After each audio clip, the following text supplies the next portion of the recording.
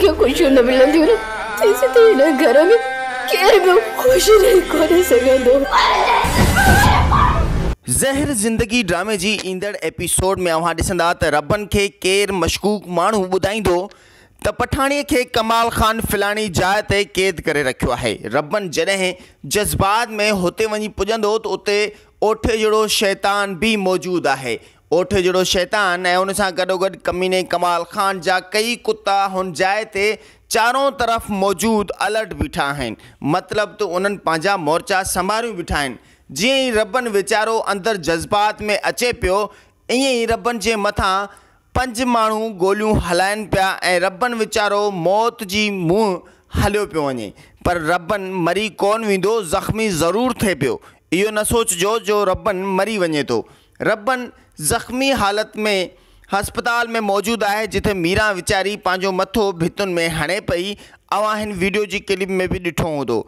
पर इहा ॻाल्हि इते ख़तमु न पई थिए।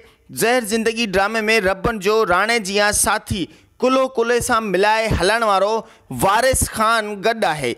वारिस रबन जी फैमिली सां मदद कंदो, रबन जे घर वारनि सां मदद कंदो, रबन जी मीरा सां मदद कंदो। छो त मीरा जी लॼ लुटण लाइ कमीने कमाल खान हिकु दफ़ो वरी मीरा जे पुठियां लॻे पियो ऐं मीरा भॼंदी भॼंदी भॼंदी वञी वारिस जे पेरनि में किरे पई, जिथे वारिस मीरा जी इज़त बचाए पियो। ऐं उन खां पोइ वारिस भी रबन जो ईअं सम्झो त राणे जिया हिकु भाउ थी किरदारु निभाईंदो। ज़हर ज़िंदगी ड्रामे जी तमामु ज़बरदस्त अचण वारी एपिसोड जंहिंमें कमीनो कमाल खान शैतानी चाल हलाए पियो जीअं रबन कंहिं भी सूरत में जज़्बात ऐं कावड़ में अची पठाणी खे छॾाइणु अचे ऐं उते असां सभु हुन जे मथां हमलो करे छॾूं। ज़हर ज़िंदगी ड्रामे में अव्हां ॾिठो हूंदो ग़ुलाम जहिड़े दलाल खे पहिरियों निशानो बणाए छॾियो ऐं उन जी ॼंग में गोली भी हणी छॾी। ज़हर ज़िंदगी ड्रामे में छा रबन कमीने कमाल खान खां पंहिंजी मीरा जे ज़ुल्मनि जो हिसाब बराबरि कंदो?